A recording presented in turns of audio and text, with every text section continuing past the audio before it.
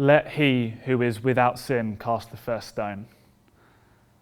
In one utterly brilliant statement, Jesus totally disarms this situation. In one stroke of genius, he suddenly takes the focus off of the woman in the dirt and puts it onto every single person stood in that crowd.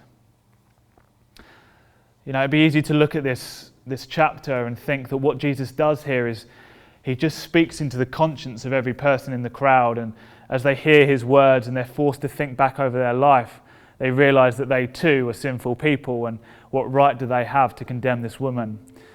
But that's probably an oversimplification of what's happening here, because the truth is that these Pharisees have come so zealous to see Jesus undermined. They want to trap him.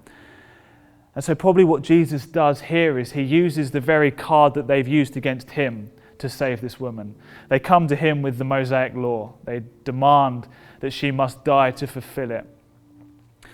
And so what Jesus does is he realizes that these people know the Old Testament. They are so acquainted with the scriptures.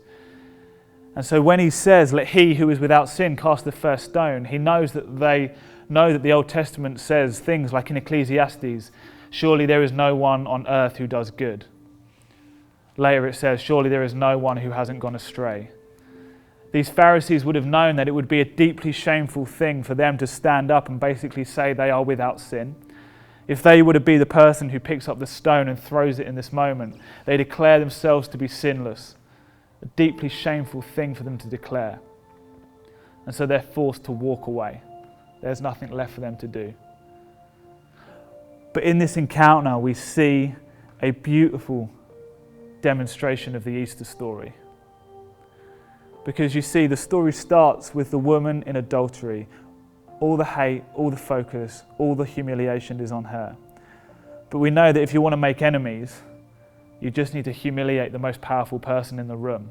And in this context, the Pharisees were the most powerful people around. And what Jesus has done is he's basically, in front of the whole crowd, he's humiliated them. He's forced them to walk away. And that is the Easter story. That is the beauty and the wonder of it. The woman starts, she's guilty, she deserves to die. She's humiliated and she's accused. But then as the story plays out, Jesus takes all the focus away from her and upon himself. One theologian says that she is the recipient of an unexpected act of love that saves her life. And so are you, and so am I.